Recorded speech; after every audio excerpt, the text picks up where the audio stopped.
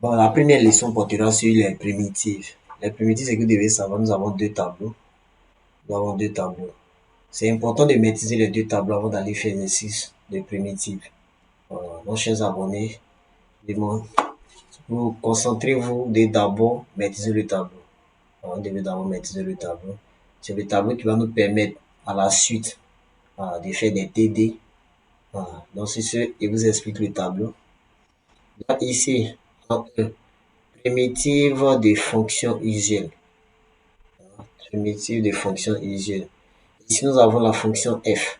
Ici sont les fonctions f, les différentes formules. Voilà, c'est les différentes formules. La deuxième colonne, on va parler des primitives. Voilà, donc, cela signifie quoi? Dès que je donne la fonction, devant la fonction, on donne sa primitive. Et aussi, devant la primitive aussi, on donne son sur l'intervalle sur laquelle on va déterminer la primitive. C'est bon? Ok, donc j'ai la fonction f, x qui associe a veut dire une constante. Voilà. A appartenant à grand R, A veut dire une constante. Donc, primitive d'une constante, ça nous donne quoi? Ça nous donne AX, puissance C. Voilà, C, c'est un nombre qu'on ajoute. Parce qu'en primitive, vous devez savoir qu'en primitive, on donne des conditions. Voilà, on nous donne des conditions. C'est la condition qui va nous permettre, lorsqu'on nous donne une condition, c'est de déterminer la valeur de C. Voilà, la condition va nous permettre de déterminer la valeur de C. Voilà. Donc une constante, primitive d'une constante, et dit ça fait AX, n'est-ce pas? Primitive d'une constante A, ça fait AX. Exemple, lorsqu'on parle de constante, tout simplement, c'est lorsqu'on donne, on donne simplement que des chiffres. Voilà, on donne uniquement que des chiffres. Exemple, une constante. Exemple de constante, c'était 2, 3, 4, 5, 6, 7, 8, 9, 10, moins 2, moins 3. Voilà, donc c'est construit uniquement que des chiffres. Voilà, donc une primitive, comme ça, primitive de 2. D'après la formule, primitive d'une constante, ça fait la constante et puis on ajoute x là-dessus. Donc primitive de 2, c'est 2x. Voilà, primitive de 2, c'est 2x. Primitive de 3, c'est 3x. Primitive de moins 4, c'est moins 4x. Voilà, on ajoute notre chiffre et on ajoute la lettre là-dessus. Pour déterminer une primitive d'une constante, d'une constante, c'est sur l'intervalle R. C'est bon? C'est sur R. Voilà, ce sont des fonctions polynômes. Cette formule s'applique sur les fonctions polynômes. OK? La deuxième formule, x exposant R. La primitive de x exposant R. X exposant R. Ça nous donne quoi?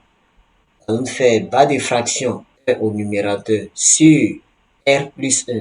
Ça veut dire quoi? L'exposant du x.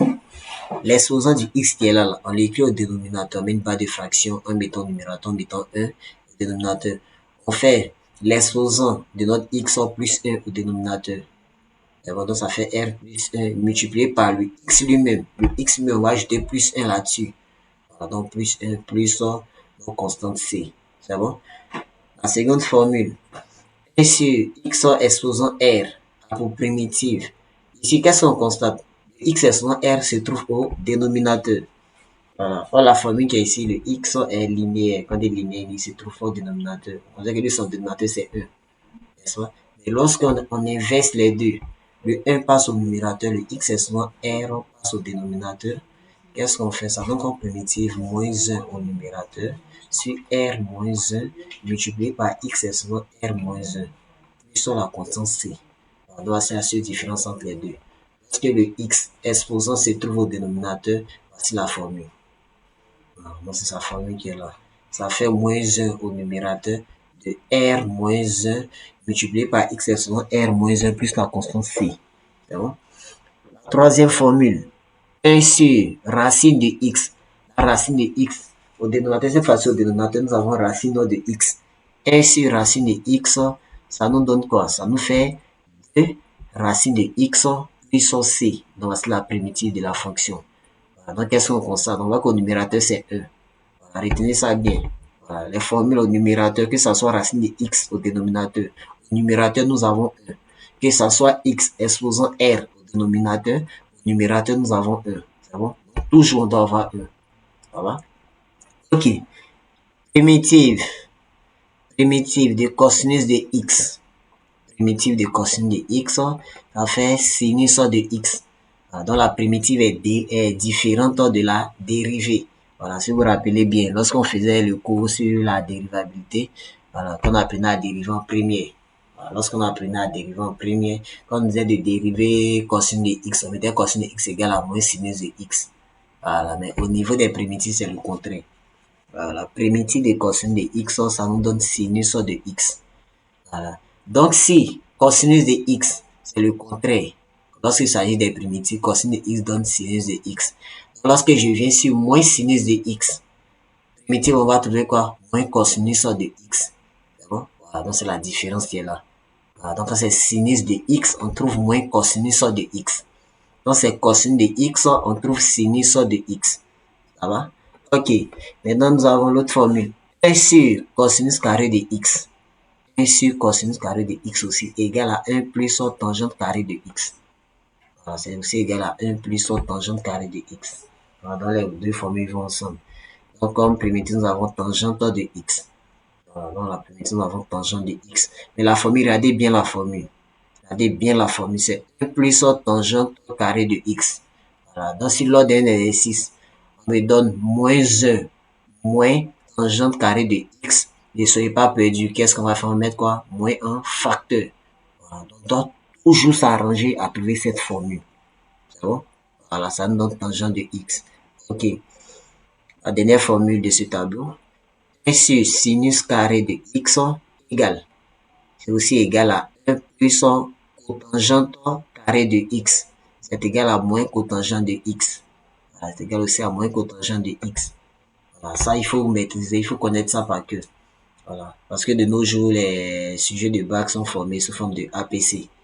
Voilà, APC, question au choix multiple. Voilà, donc on doit connaître les formules de primitives, ne stressez pas. Voilà, lorsqu'on vous donne un exercice de primitives, devez vous baser sur les formules. Voilà, sur ce tableau. Donc c'est grâce au tableau que nous pouvons résoudre de nombreuses choses. C'est bon? Voilà, donc vous devez connaître les formes. Voilà, comme astuce, ce qui peut vous dire de maîtriser d'abord les formes. Voilà, quand on dit maîtriser les formes, c'est de savoir lorsqu'il y a telle forme, qu'est-ce qu'on obtient. C'est bon, quelle est la formule qui sied. C'est bon. Voilà, donc voici les différentes formules.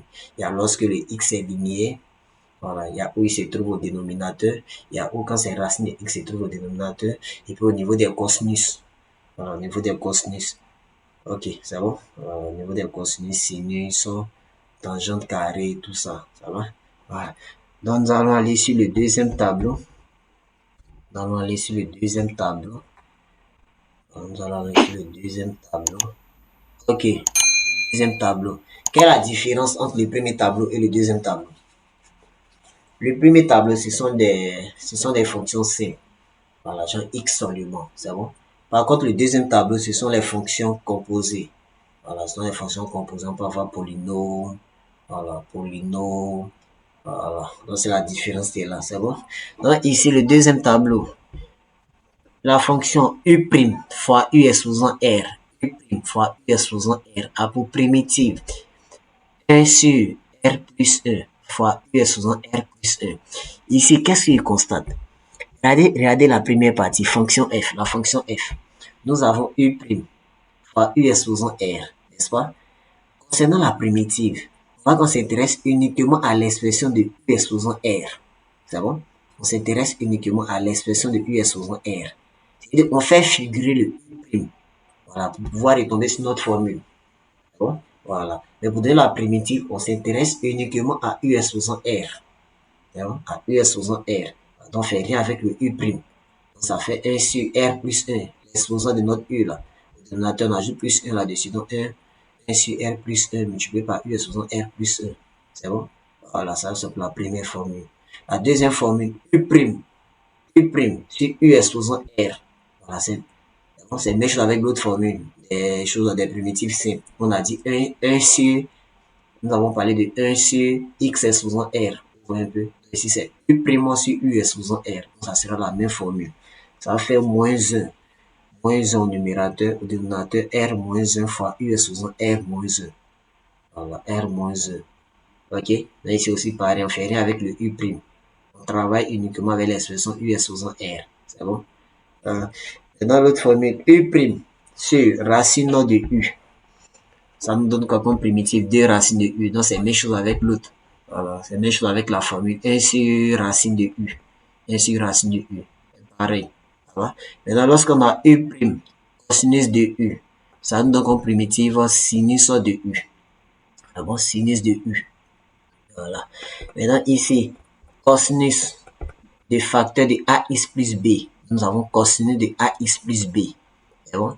Voilà. Dans notre facteur, on a une constante accompagnée de X, accompagnée de X plus une autre constante. Voilà. Si c'est l'expression, c'est cette expression qui se trouve devant cosinus, voici comment il faut faire. Ça fait 1 sur A.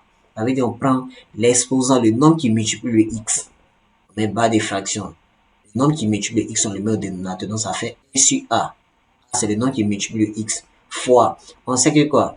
Nous savons que cosinus primitive de cosinus de X est sinus de X. Ça va donc tout simplement, il change cosinus, il remplace le cosinus par sinus.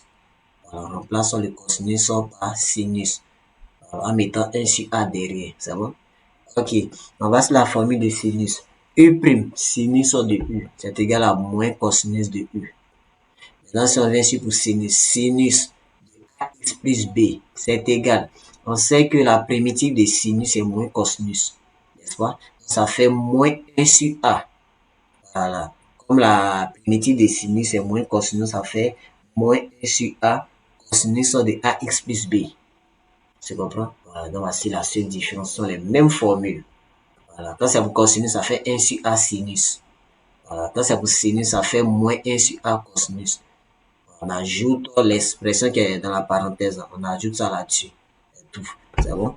Voilà, donc ainsi prend fin l'explication sur le cours de primitive. Voilà, j'ai omis certains points. Voilà, mais toute chose, vous devez maîtriser les formules de primitive. La leçon de primitive est une leçon très très importante. Voilà, c'est une leçon très très importante qui intervient depuis partout. Voilà, surtout pour le chapitre de intégrale. Voilà, donc pour que vous puissiez vous sentir mieux en intégrale, vous devez obligatoirement maîtriser le cours sur les primitives. Voilà, donc pour cela, maîtriser les formules de référence des primitives. Et bon, voilà, donc c'est très très important. Vous devez forcément maîtriser. Ok.